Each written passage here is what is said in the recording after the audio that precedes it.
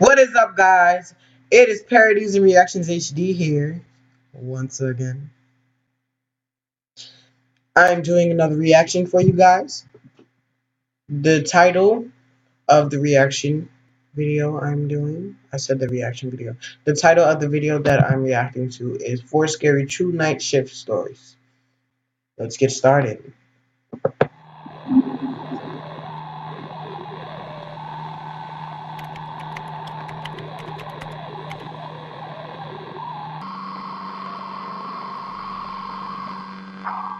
I was working the night shift at my local Waldbaum's back when it used to be open 24 hours a day.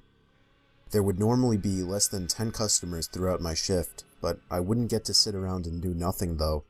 They wanted me to work on stock when I wasn't helping a customer. It was a bigger Waldbaum's, so oftentimes there may have been one other person in the building, whether it be someone working on stock or someone cleaning. This night, I was the only one working.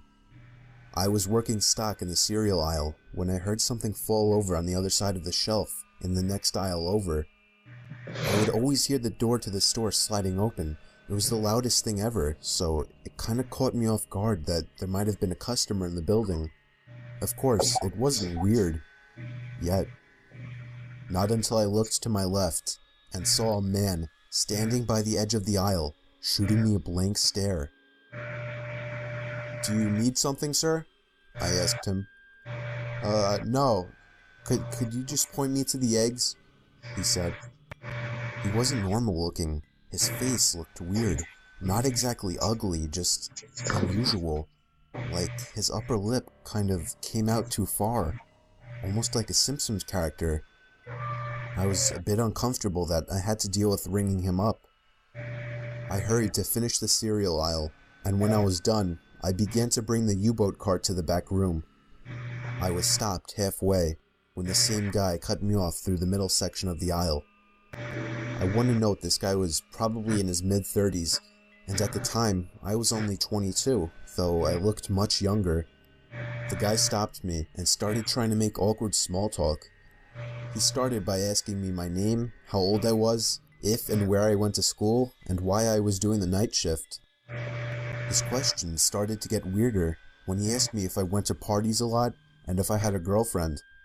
I told him I didn't, and then he asked me if I've ever had a boyfriend while putting his hand on my shoulder.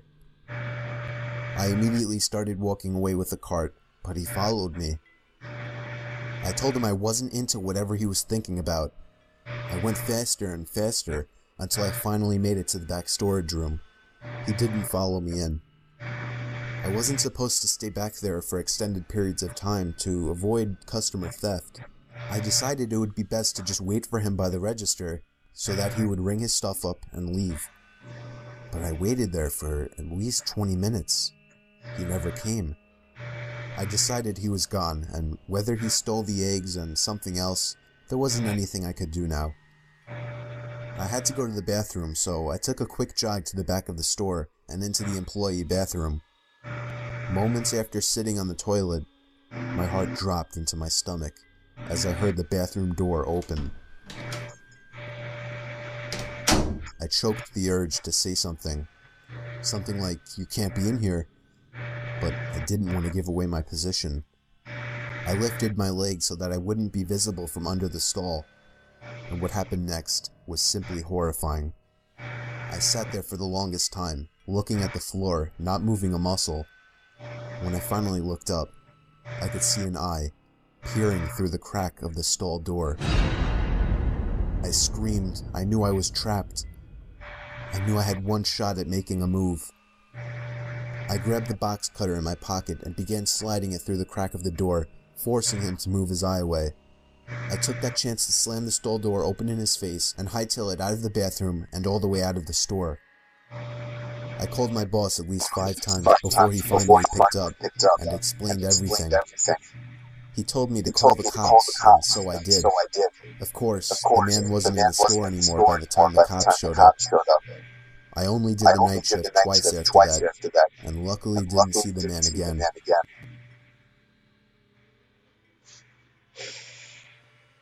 I used to work the night shift at a gas station on the side of some highway in the country. From the hours of 12 a.m. to 6 a.m., the road was pretty dead. I would have maybe 1 or 2 people come in to pick cash in the whole night. It was a very boring and depressing job, especially doing the graveyard shift, but I had just finished college and I needed to pay off my loans. The only reason I kept this job was because my boss threw me an extra $5 an hour for doing the night shift.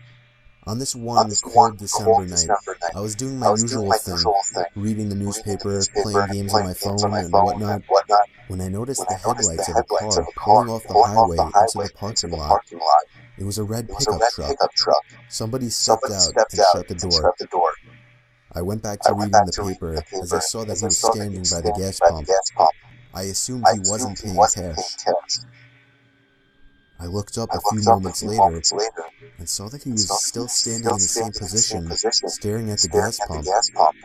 I almost felt obligated to go out and help him. He was obviously confused.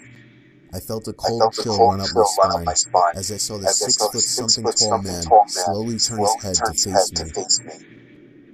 I couldn't make out any features of his face, but I knew he was staring at me. I tried to pretend I didn't notice by going back to reading the paper.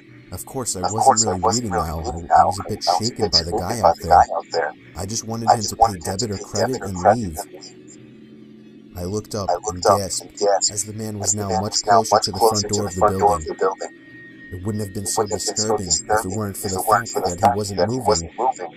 He was just standing still, as before, still looking in my direction. I walked over to the door to get a closer look. All I could see in his face was still blackness. I locked the door and flipped the open sign to closed on the door. I didn't care if this would possibly get me in trouble. I was not taking a chance because, quite frankly, I was scared shitless. I walked back behind the counter and sat down on one of the containers on the floor just so I couldn't see the man outside anymore. I stayed in that position for a good 5 minutes, texting every friend I had to see who was awake. I was desperate to tell somebody about this. When I finally got up to check that he was gone, I let out a full scream as the man was now right outside the door. I picked up the phone on the counter and called the police. The operator was reluctant to send somebody over because of the way I described the situation, but I persuaded them. I hid behind the counter, balled up like a child. I began to hear heavy thumps at the door, not innocent knocks to catch my attention. I mean thuds and thumps, trying to break down the door, and then eventually it finally stopped. I heard the sound of a car starting outside and then driving off. I looked outside and he was gone.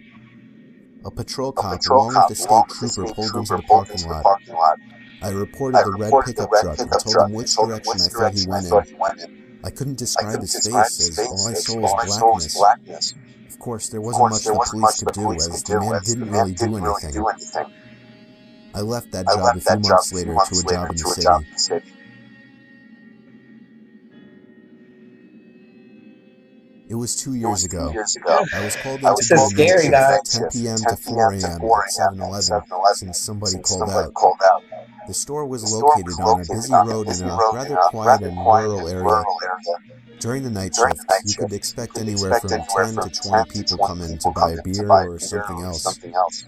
This one particular night, there was this one guy, mid-20s, that came in. He started making weird noises, like loud yelling noises. I assumed he had some kind of mental disability. In fact, my brother has a mental disability, so I immediately felt sympathy for the guy. He walked up to the counter without any items, with his head facing me, but his eyes were looking up at the ceiling. I felt uncomfortable. I honestly didn't know how to deal with it. I tried speaking with him, but he only responded in loud noises. I kept checking if he was with someone outside, but he was alone. There weren't any cars in the parking lot, so I assumed he walked. He stood there for so long, looking up at the ceiling and making noises, that I tried to get him out by handing him a bag of chips and telling him he could go. I tried finding some kind of number to call for someone to help him. Then, out of nowhere, he finally turned around and walked out of the store. I felt so horrible for the man. but at the same time, I felt a bit creeped out. About an hour later, the phone on the counter rang. I picked up to hear the familiar yelling sounds of the man from earlier. It caught me off guard. I didn't know what to think, other than this has to be some kind of prank. I hung up on them. I was now becoming paranoid of my surroundings, constantly checking the outside through the windows. Come 4 o'clock, the person working after me came in, finally allowing for me to go home. It wasn't my problem anymore. I got home and threw all my stuff on the table, ready to get to sleep. But my phone rang within a minute after entering the door. I felt a chill run down my spine. Why would someone be calling at 4 a.m.? I could only imagine it was bad news.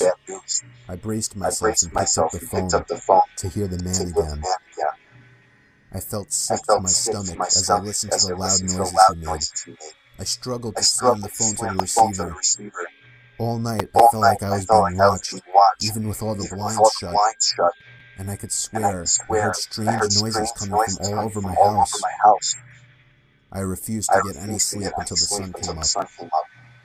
Weeks passed, and I had forgotten about the incident, until one day, when going into the basement for the first time in a while, I found that papers had been scattered all over the floor, and when I went into the basement closet, I found writing on the walls.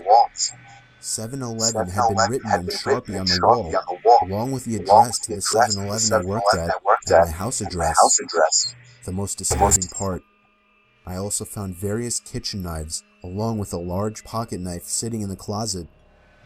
What started out as seemingly just an innocent person turning into something of a prank ultimately turned into something much more horrifying. He had been living down there for God knows how long, and I'm just grateful that, for whatever reason, he changed his mind and left, because I haven't seen or heard from him since. All I can say is that man is dangerously ill. He was living in your house and you did not know.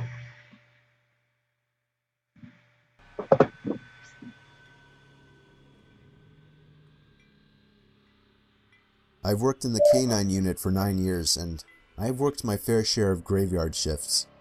I've definitely come across weird things at night, but I'll never forget this one night. I worked with my dog Sammy, a German Shepherd. She was 2 years old at the time and was still kind of new to the job, just like me. I was driving down a road surrounded by crops when I spotted a suspicious-looking white van parked inside the crops. Both doors were open. I flashed my lights to try and draw out whoever was there. Nobody came out, so I parked and scanned the place out quickly. Nobody was in sight, so I took Sammy with me to track down the driver of the van. Sammy started going crazy when we reached the trunk of the van. She was pulling so hard she almost broke off the leash. I opened the trunk to the van, and a blast of foul air hit me in the face. I almost passed out from the mix of the horrible smell and the pure shock of what I saw in the trunk. I counted 7 full body bags, each with a pair of feet sticking out at the bottom. I requested immediate backup with my radio. I heard the sound of a twig snapping nearby, and Sammy just lost it. I lost grip of the leash, and she took off into the crops. I pulled out my gun and followed the sounds of her barking. As each and every crop hit me in the face, I felt as if something would reach out and grab me. I stopped when I could no longer hear Sammy's barking. But as I stopped, the sounds of movement did not. I realized I heard movement in all directions. I had never experienced such fear in my life. I stood still as the movement around me stopped. And then, out of nowhere, I felt 2 arms wrap around my throat. I couldn't breathe. I couldn't fight. I was going to die. And then, I heard the sound of Sammy's bark, followed by the scream of the man choking me as Sammy bit down on his leg. The next thing I did is something that I still question if it was appropriate doing to this day. I turned around and pulled the trigger, killing the man. I grabbed Sammy by the leash and ran all the way back to the car. I could tell people were following us from behind. I managed to make it to the car safely and drive a 1/4 mile down the road. I didn't stop to see which way they went. I didn't hold my ground. I fled like a coward. I cared much more about our lives than I did this job, and I'll still say that today. But it still pains me knowing how much of a coward I was. Backup arrived shortly, but the van was gone. I even failed to get the plate number on dashcam video, or even just writing it down. This was within my first few months on the force, but it made me feel like absolute shit for months to come. I, someone who was sworn to protect, let a van full of killers get away.